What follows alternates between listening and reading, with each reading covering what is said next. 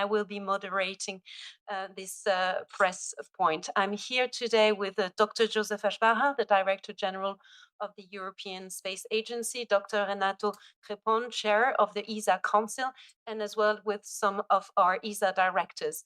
As always, we will start with preliminary statements from the Chair of the Council and from the Director General. And upon the conclusion of these opening remarks, we will then take your question. So please indicate on the WebEx or on the WhatsApp group if you wish to ask a question. Now, with no further ado, I will give the floor to Mr. Chair. Thank you very much, Anne-Sophie, and also from my side, welcome to the journalists here in the room at Paris headquarters and as well as online.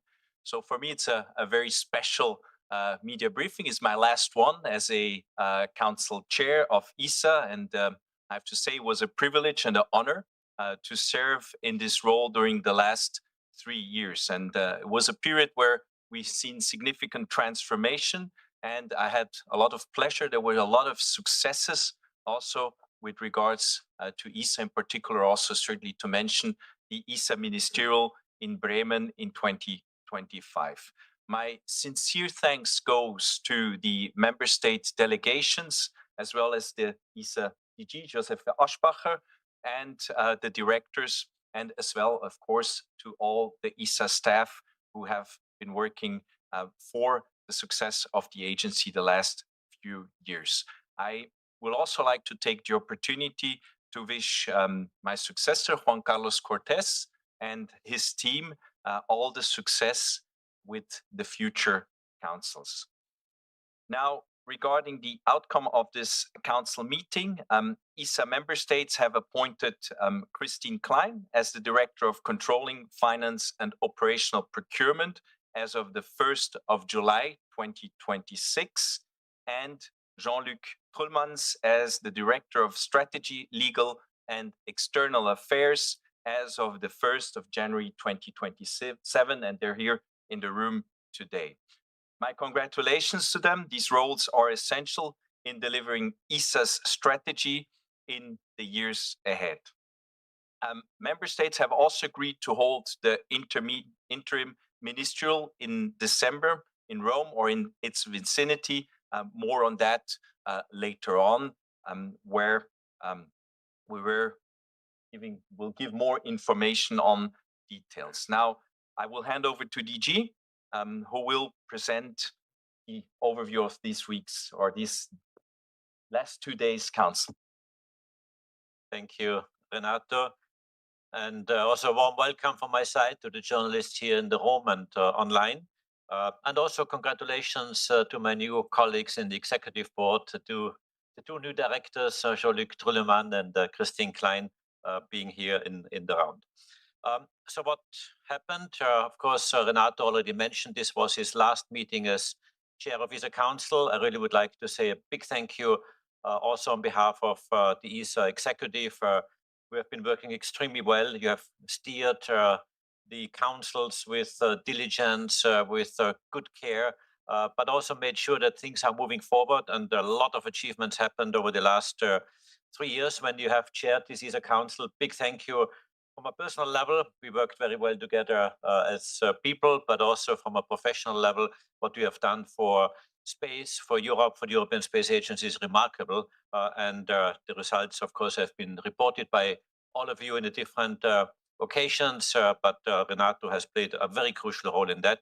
Thank you once more, and welcome to Juan Carlos and his team to take over and continue being the chairs of the ESA Council.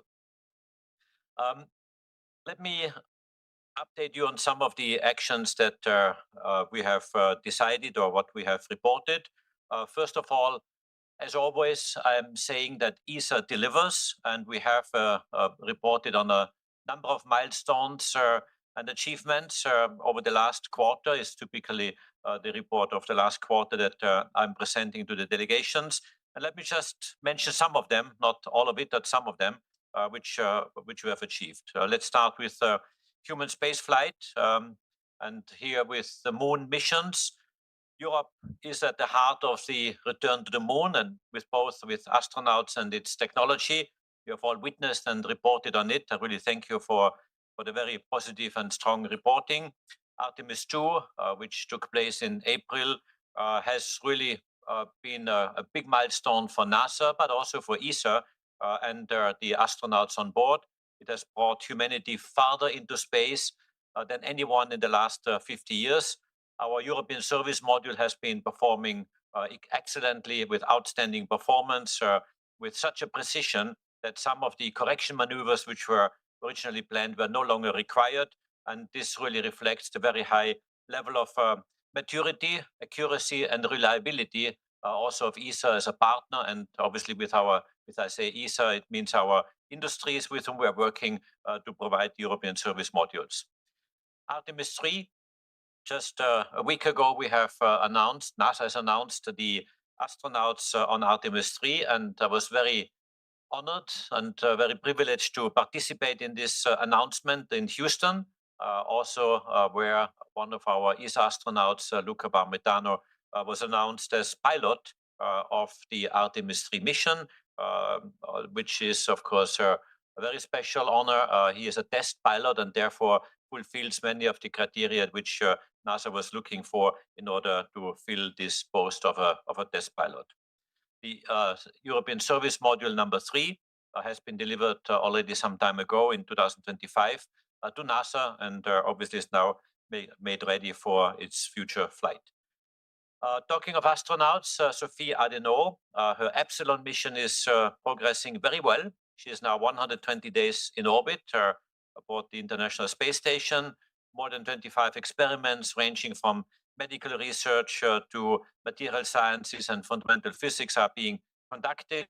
She is preparing for an EVA and has already logged some 60 hours in order to prepare for this future event. The date is, of course, not yet confirmed, but is in the planning. And also, she was doing the first, what you call, deep space call from the low Earth orbit from the ISS to the Artemis 2 mission, which took place on the 7th of April. Further updates on the astronauts, which have happened very recently. The PALM 6 mission, which is managed by VAST, has at least 2 ESA astronauts on board. Aleš Svoboda from the Czech Republic was just announced a couple of days ago as mission pilot. And as you also have seen, Toma Peske was named as commander of this vast mission. I have to say that these announcements are pending MCOP approval. That means the approval by the International Space Station partners of the whole astronaut crew, as it is standard procedure. Also on astronauts, you have seen the announcement in France that Haven 1 will have another ESA reserve astronaut, Arnaud Prost, of French nationality, and he is confirmed as one of the crew members. Obviously, this is something that is also very exciting because the first time that a new station is commercial station is being put in place, and he plays a very important role there. But this also shows very clearly that ESA is preparing very well with its member states and with our teams for the post-ISS scenarios, and we are having a number of activities ongoing. Some other updates, Ariane 6. As we speak, Ariane 6 is launching 36 satellites of Amazon Leo. The liftoff took place about an hour ago successfully. So far, all is nominal, but the launch is still ongoing. But this is the most powerful flight in European launcher history, with 4 upgraded boosters, the P160C, which are replacing the P120C before, which offers 14 tons more solid propellant per booster compared to the P120.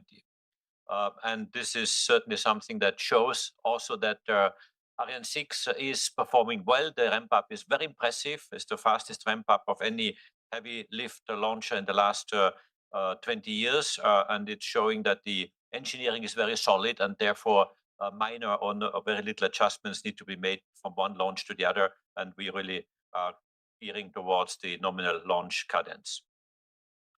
Other highlights that I reported were the launches of the Celeste satellites. There are two satellites. They are the daughter of Galileo, as the name Celeste indicates. They were launched in March, and they are testing a new LEO layer to complement the Galileo satellites and strengthen Europe's navigation resilience. We also launched the Hellenic Fire System satellites, which are 4 CubeSats launched on the 3rd of May for Greece, which marks a first national capability dedicated to wildfire detection through an ESA-supported cooperation. Also on the Italian Iride constellation, which ESA is implementing, we have launched 7 satellites on the 3rd of May, which strengthens obviously the capabilities of Italy and is building up a capacity. This activity, as you know, is implemented by ESA on behalf of the Italian government and also closely coordinated and supported by ASI, the Italian Space Agency.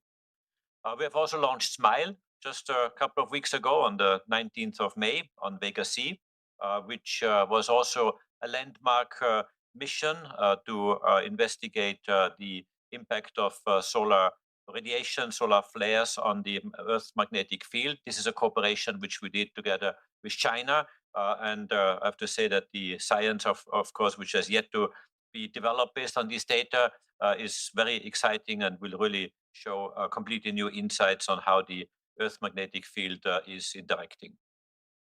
Talking of new missions, Arrakis was adopted, which was adopted by ESA Science Program Committee last week, which targets a launch by the end of 2030 to reveal how galaxies form and evolve by observing the faint light from nearby galaxy halos.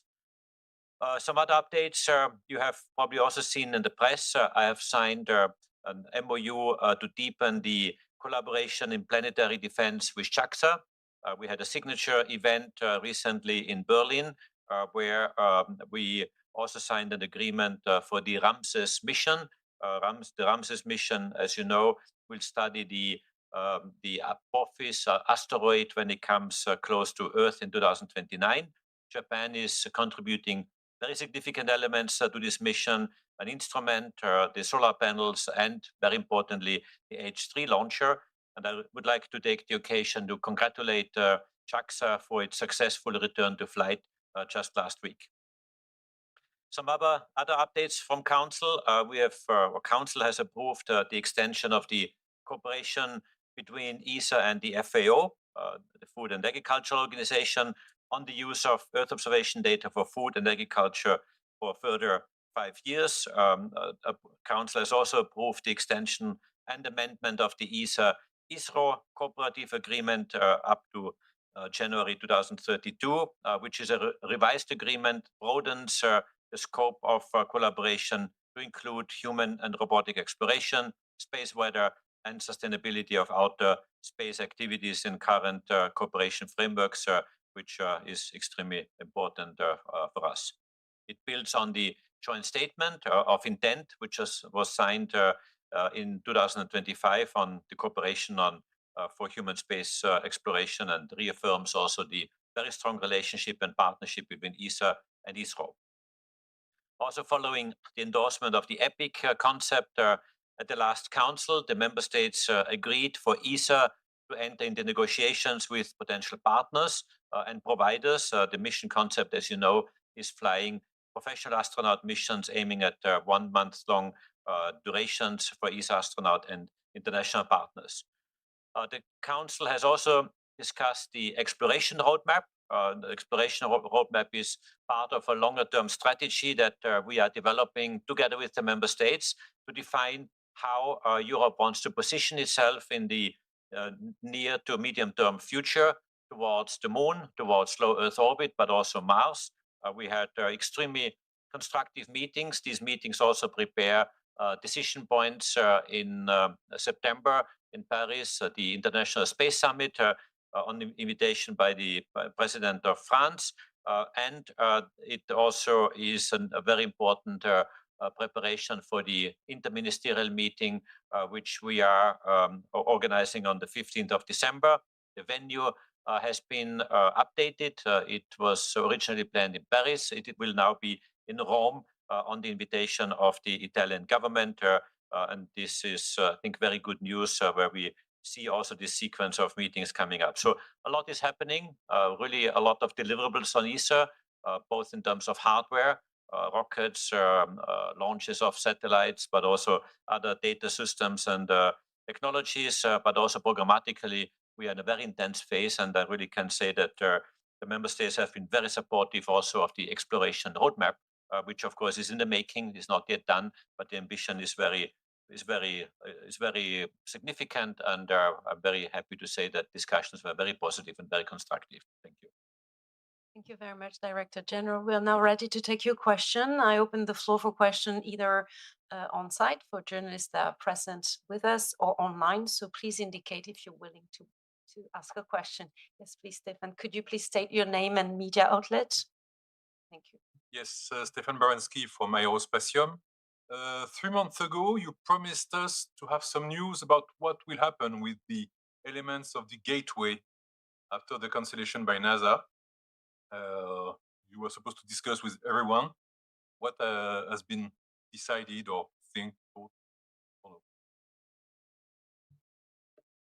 Thank you, Stefan.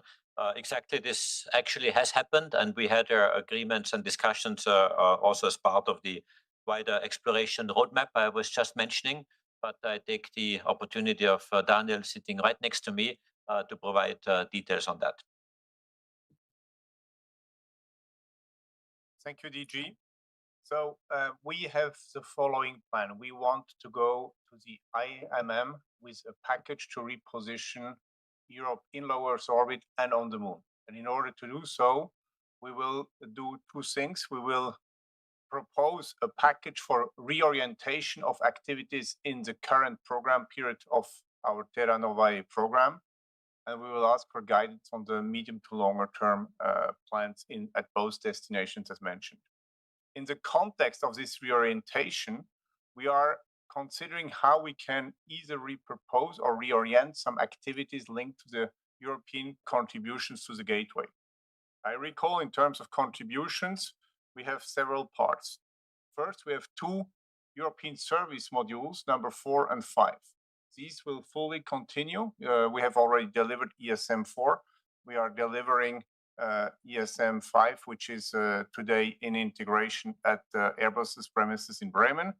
And this will be used in the context of pivoting and have contribution also to the lunar moon base, which is part of the Artemis program.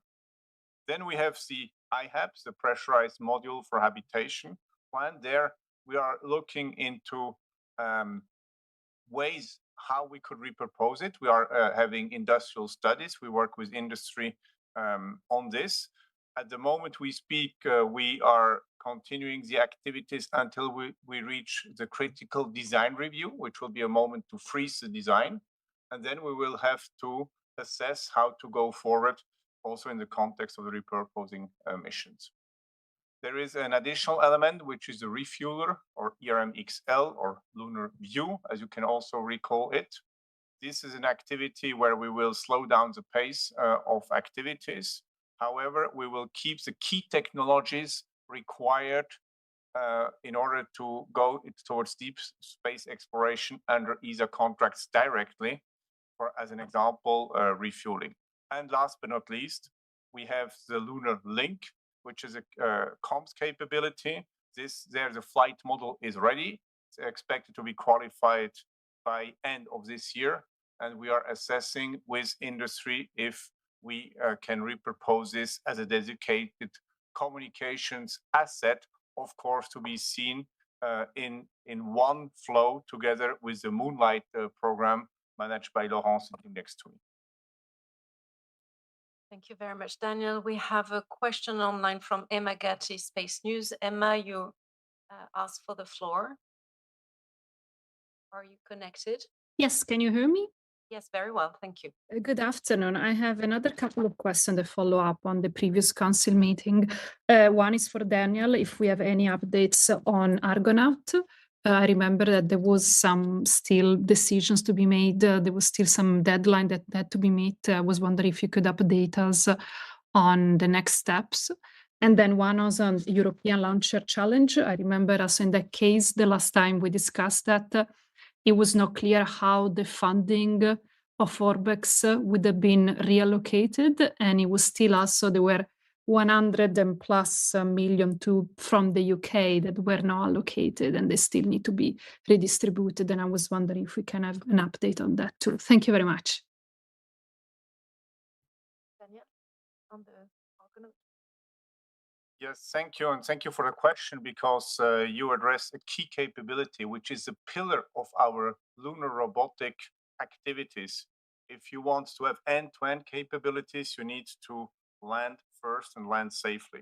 So Argonaut, we are in the full development of the lander. We aim at a safe landing, hopefully in 2030. At the moment we speak, we are addressing with industry what could be the key payloads for these first missions.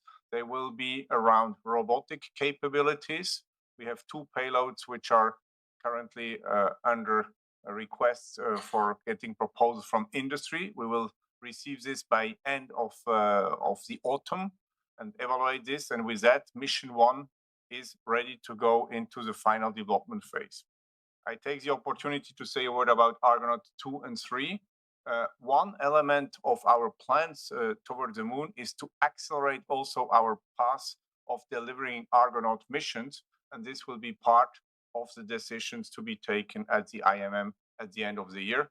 And we could have an ambitious program where we could go up to an Argonaut mission every second year. Thank you, Daniel. I'll pass the floor to Lucia Linares for the question on the European Launcher Challenge. Thank you. Good afternoon, Emma. So yes, you remember correctly that we had an Element 3 prime launch service for Orbex that was subscribed at the Ministerial Council in Bremen, following which Orbex withdrew from the European Launcher Challenge following its bankruptcy. So there is funds under that Element 3 that are still there, and also funds under the to be distributed column of the program. Some decisions have been made by notably the United Kingdom to allocate some funds to another element where they are participating, namely RFA, but there's still funds there, and there is flexibility for member states participating in both the to be distributed column and the Orbex line to either move those funds to another challenger or to another program of the European Space Agency, or take those funds back home. And these decisions have not been made for all of those funds in either the element of prime or the to be distributed column, but there's flexibility and they can do that without approval of the other participating states in the program. Thank you. On launchers, we have 2 additional questions online, if you don't mind, Thea. One of them is from Peter de Selding from Space Intel Report. You suggested in Berlin or Paris recently that there is a way to accelerate the ramp of Ariane 6 and Big SC to capture the expected demand peak in 2028 and 2029. How would this work? And the second question is from Andrew Parsonson from European Spaceflight, and the question is the following: what is the status of the Themis op test? Thank you. Themis. Take the first one on the ramp up, and then on Themis hand over to Lucia.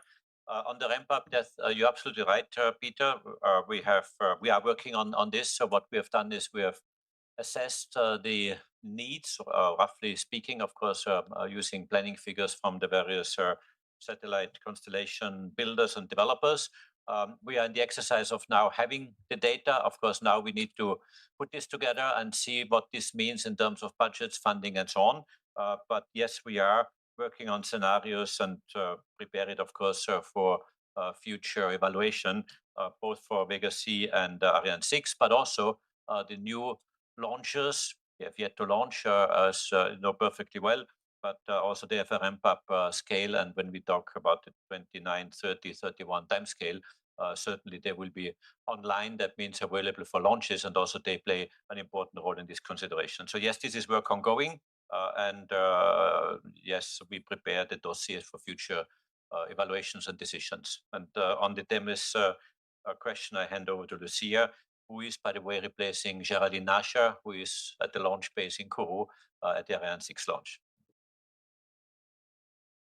Yes, and we're still waiting for the separation in Ariane 6 in Kourou. So on Themis, we are preparing the first attempt for the flight recovery in the S-range site in Sweden. And the next step will be a wet dress rehearsal of the launch sequence. This rehearsal actually, what it aims at is at testing the behavior of all the ground-based systems with cryogenic conditions. And this will be a step to pave the way for the next one.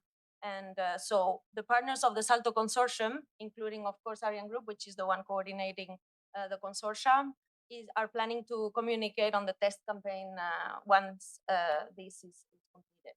So we'll give more information when this is confirmed. Thank you. Thank you, DG. Thank you, Lucia. We have two additional questions from Peter Deselding from Space Intel Report, one on IRIS Square, the second one on Earth observation. On IRIS Square, what is the status of IRIS Square and when will we see the results of Rendezvous 1? And on Earth observation topic, as ESA received final high-level requirements from EDA for the ERS EOGS program, and what is the schedule for ITTs on this? Laurent, you want to answer on IRIS Square? Thank you. My answer is unfortunately maybe going to be short because we cannot answer very specific details as we are still in the middle of the procurement process. However, the end is near, and the target is to have an end by the end of the month latest. Thank you. Thank you, Laurent. For the question on Earth observation, I end up to Eleni. Yes, thank you, Anne-Sophie. So indeed, DG DEFIS obtained from EDA the final authorization to transfer the EOGS high-level user needs document to ESA. And this is in the context of delegated architecture studies that ESA will run on behalf of DG DEFIS. These TEBs are also related to IOD, IOB activities that will be done to prepare EOGS. And we right now are in the middle of the TEBs related to those 4 activities which are expected. So I hope that answers the question. Thanks. Thank you, Eleni. Is there a question in the room? No? Then yes, Gary? Hi, Gary Degon from Le Monde. About the EPIC mission, I was wondering, it has been stated that EPIC was endorsed on the last March, if I remember. Are you afraid that not all astronauts from the 2022 class will have flight opportunities until 2030? Thank you. No, we are not afraid. We are planning exactly for that we can fly the astronauts, and EPIC is part of that. So yes, this is on track to provide flight opportunities for our career astronauts. Thank you, Director General. There are additional questions on exploration online. We have 2 questions from Luc Bowman from Senary. Were you surprised about the decision by NASA regarding Lunar Gateway, and how has this affected the collaboration? And the second question, there are several competing moon base plans for the lunar South Pole. How does ESA see Europe's role in this? Okay. First on the gateway. The second question, maybe you could repeat. I wouldn't fully understand it. On the gateway, were we surprised or not? If we have had, and I think we have discussed this also in this forum here, of course, a lot of interactions and discussions following the ignition event on the 24th of March. Yes, one observation we make, and I have expressed this very clearly also in public, is that this is a moment where ESA need to reflect how exposed are we or how autonomous does Europe want to be. in its exploration capability. Not to mean that we isolate ourselves or we do things ourselves, but to be a strong partner also for international cooperation with NASA and with other partners. And this reflection is actually at the very core of the exploration roadmap I just mentioned earlier, where we are sitting back and analyzing the situation and basically asking the question, what does Europe want? Where does Europe want to go? How do we do it? What is the ambition, the level of investment that we are ready to take collectively by the member states, and what the bigger picture is. So yes, this is certainly, I think, a very welcome opportunity to also reflect and see what are the priorities, the industrial capabilities, what we can bring together, what we can bring to the table on this. Talking of NASA in particular, you have seen the announcement of Luca Parmitano as a pilot for Artemis 3. Fantastic news. Big thank you to NASA for this opportunity. And as you can see from that very visible element of cooperation, ESA and NASA are working extremely well together. Artemis 3 is one element. We are, of course, sitting down with NASA to see what this means in the much wider framework also of the ignition event and the building up of the lunar base. These are discussions that are ongoing. I don't want to preempt any of that, but I can only say that the spirit is very good, is very strong. And yes, ESA wants to strengthen its own capability, but also to be a very strong partner to NASA and to other space agencies, Canada, Japan, UAE, and several others. And this is certainly, I think, very positive and progressing very well. On the second question, Do you want me to repeat yes, it? please. Okay. There are several competing moon-based plans. Yes, moon-based plans for this lunar south pole. How does ESA see Europe's role in it? Yes, maybe this is something for Daniel. He is very eager to respond on the moon base. Thank you, DG. Always. First of all, the concept is driven by the fact that we are part of the Artemis effort. All our ESA member states participating in Terra Nova have meanwhile signed the Artemis Accord. So this gives you already the framework. So there is a concept, which is a moon base, which has been presented at the ignition event mentioned by DG by NASA in last March, and we are working on this basis. What is the role of Europe in this context? It's twofold. It's about robotic capabilities, landing by our own, bringing our own logistics to the lunar surface, operate at the lunar surface, have related infrastructure around the moon to support the surface operations. And with these own capabilities, you at the end better cooperate. When it comes to the human part of this operation at the lunar south pole, we are very excited to be part of Artemis 3. This is only the beginning. As DG underlined, you have to put this in a longer perspective. We are working about missions where you will see ESA astronauts next to NASA astronauts and other international partners operating at the lunar south pole. And for that, we are preparing a number of contributions and we are negotiating these contributions. And you can imagine that we build here, in particular, also on our European powerhouse, the European service model. Thank you, Daniel. We now have another question from Emma Gatti, Space News. Emma, we're listening to you. Yes, can you hear me? Very well, thank you. Fantastic. I have a follow-up question about Argonaut for Daniel. Sorry, Daniel, I'm not picking on you as well. You mentioned a safe landing by 2030. Do you have already target area where you would like to land for mission 1? And then I was wondering which type of data, which type of topographic mapping are you going to use? Are you going to rely on NASA's Lunar Reconnaissance Orbiters data for the mapping, or ESA has another deals with some other agency, or maybe ESA has its own topographic data or something planned for that? Thank you.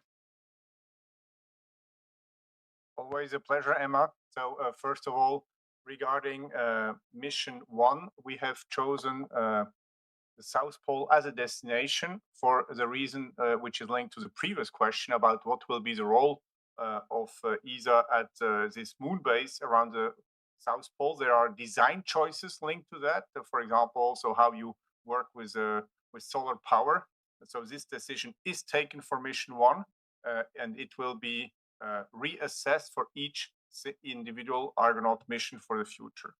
Then regarding the mapping of the surface, that's a key point. Thanks for highlighting it. If you want to land in a region where you have to work with a number of constraints, such as special light effects also, it is of the essence to have a very good database when it comes to mapping. We rely on the one side in the design phase of the mission right now on missions data which are already available, which can also be procured.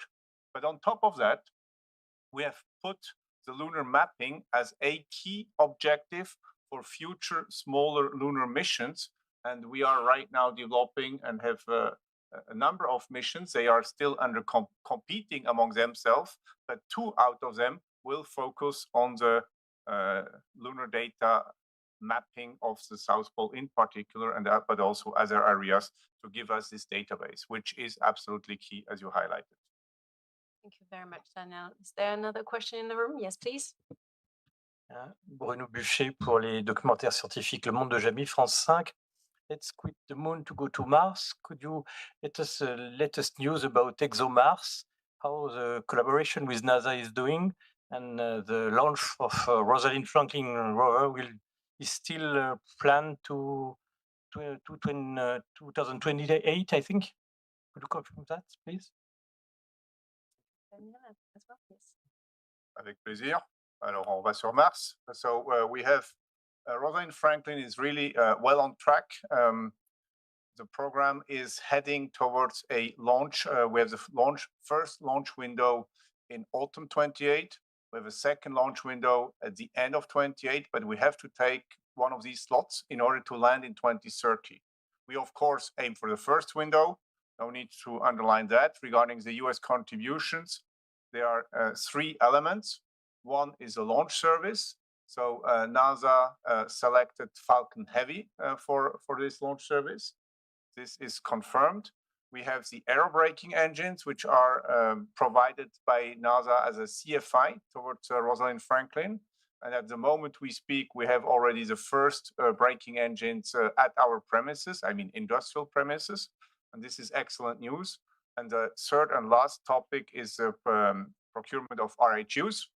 And there we are on a very good path.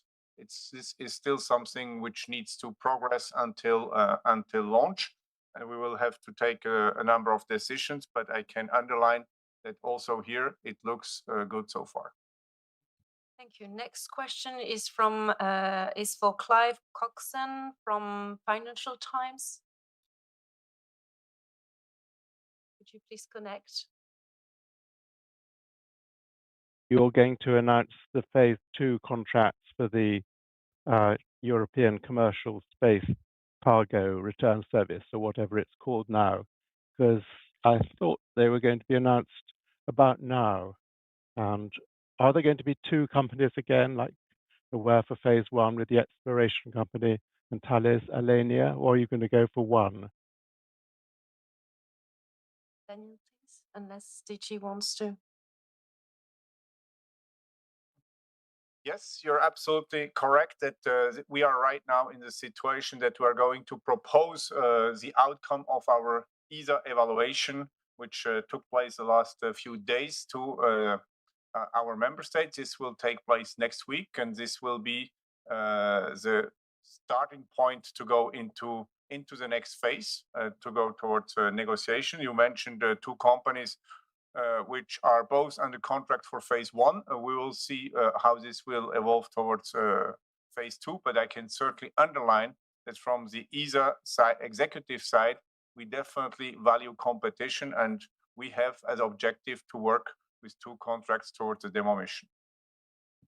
Thank you, Daniel. A question from the room? Yes, please, Stefan.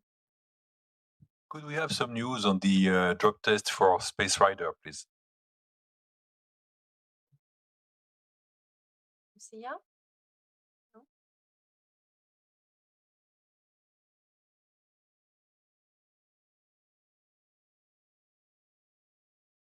Give us 1 second, please.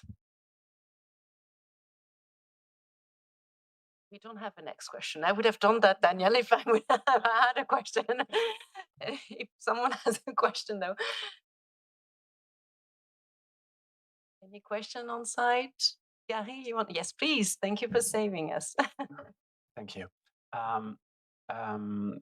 Aschbacher, could you please restate the aim of the Ministerial Council of the December 2026, the aims of reuniting the member states again? Thank you. Thank you. So the aims of what we call the Intermediate Ministerial Conference or Intermediate Ministerial Meeting, IMM 26, in mid-December, is to confirm and agree, because this is a ministerial meeting, on the exploration roadmap for Europe. And if this may sound very generic, but what I mean by this is, as I mentioned earlier, and we have had very good discussions this week. We had a council working group on Monday. We had council meeting on Tuesday and on Wednesday, where we really discussed in depth what does Europe want to achieve, what is its short-term, medium-term, long-term objectives in exploration at large. And exploration in this case means low Earth orbit, Moon, and Mars. Mars obviously being a bit further away and having missions in preparation, but the focus was on the Moon and on low Earth orbit. And there are different elements we discussed, and maybe I indicate some of the discussion points, which does not mean that there are any decisions made, but any discussion points we had. Of course, questions are arising. What is the, let's start on the Moon, what is the ambition of Europe on the Moon? I think you know some of the elements we are preparing. How can we make sure that this ambition can be even accelerated or even be bolder in the sense of contributions to make? What is the socioeconomic aspect and impact?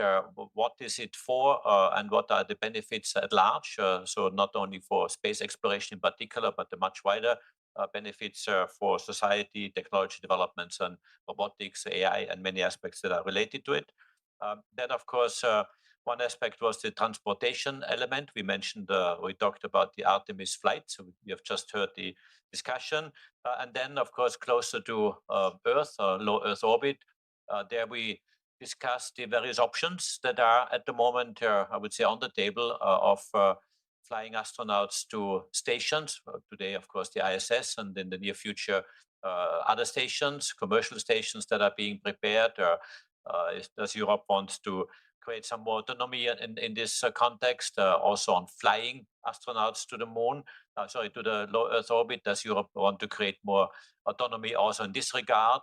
If yes, what are the boundary conditions? What are the costs? What are the goals, medium to long term? So this was a very deep discussion and a very profound discussion. As I say, we are at the beginning of it because we prepare the meetings for December. But what I can say is that they have been very, very positive, very constructive, very open. And they ask us, that means these executive, to really come with scenarios and options for further evaluation and discussion, which will go at the end to the interministerial meeting, but with a very important milestone being the Space Summit in September here in Paris, as a political milestone to get guidance from the political leaders of Europe. Of course, I can only speak for Europe, but there may also be other partners involved, and actually partnership may also be an issue of discussion at this meeting. So we are in an early stage, I think, in a very good path to go there, but the decisions are obviously of political nature. We are preparing all the background for that. And the idea would be that with these decisions at the IMM in December, then based on that, we start preparing the ministerial proposal for the next ministerial in 28 through solid industrial work studies and so on, in order to make sure that those guidance or those political decisions are then being prepared for funding decisions that are coming later. So I would say quite important. Maybe one last word on this. Many of you are very aware of the Sevilla Space Summit, which was held some years ago, where we have made very important decisions on the launcher configurations for Europe in the future, with European Launcher Challenge, with the Ariane 6 exploitation, with Vega C exploitation, with Avio operating Vega C, and also the launch pads in Kourou. So these were big political decisions that were reached among the member states. And I sometimes say that the IMM in December this year on exploration will be of similar nature, that it will set Europe on track for a decade or decades to come on what our ambition is for exploration. So it's too early to mention the result, because this, of course, is all to be prepared. But I think the roadmap is very interesting. Maybe I have spoken long enough for Lucia to have the feedback on the space radar. Indeed, Lucia. It's your turn. Thank you. Thank you, DG. Yes.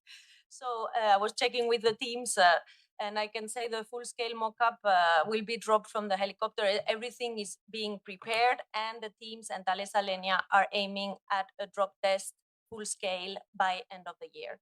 So that's what they're aiming at. So I will not give a more concrete date, but I can assure you it'll be after summer and before the end of the year. Thank you. Thank you, Lucia. The next question is from Peter Deselding from Space Intel Report, and it's for you, Josef. To come back on a realistic ramp up of Ariane 6 and Vega C to meet the demand in time to catch the peak, the question is the following. Would presumably be a large infrastructure investment at the rockets contractor and at CSG. This will imply all this investment. So what are the financial options? And are you waiting for the EU and its MFF in 2028? Thank you, Peter. This is really the question we are debating right now. So what are the options? So what we are studying are different scenarios for upgrades of Ariane 6. I'll give you a bit more detail. We're investigating an option to, as you know, the nominal launch cadence is 9 per year. We are looking at 12, 15, and 20 as different scenarios. Of course, they have different price tags and different implementation schedules. This is one input that we are having on the table. With 15, of course, you could already increase significantly the number of launches compared to today's. Then on Vega C, similarly, we are looking for an upgrade there. We don't have yet the consolidated, I would say, scenarios that we are aiming at. And on the ELCs, I mentioned them before, and I want to mention them again, that they are also part of this picture.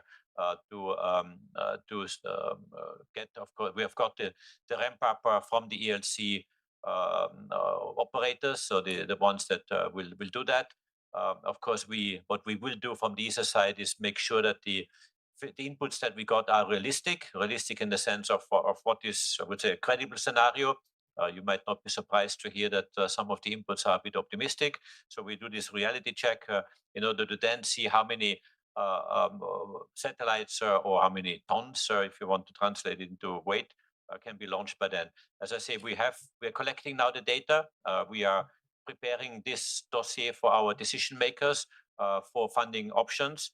Is the Commission a part of it? The Commission is preparing its own funding mechanism through the ECF, and you know that access to space is one element of it. And yes, the Commission and these are working very closely together to ensure the long-term sustainability of Ariane 6, Vega C, and also other launchers in the future. The Commission cycle is a very different one. They are going through Council and Parliament discussions right now, to be followed by the trilogue. So their decisions on the ECF funding and the details, of course, is first of all not ESA is not participating, but it's also having a different time frame. On the ESA side, I do expect clarity certainly before the end of this year on our inputs and our decisions we have to make, possibly linked to the IMM, possibly not, but the preparations are going on in parallel. Thank you. Thank you, DG. There is no more question in the chat. Any question here in Paris at HQ? No, then this press briefing comes to an end. We thank you very much for your participation, either here on site or online. I thank also Mr. Chair, Director General, and our directors for their presence today. And really a big thank you for Renato. It's been a pleasure having this media briefing with you, and we wish you the best for the future, really. Thank you very much. Thank you, Renato. Thank you all. Have a good day. Stay for today.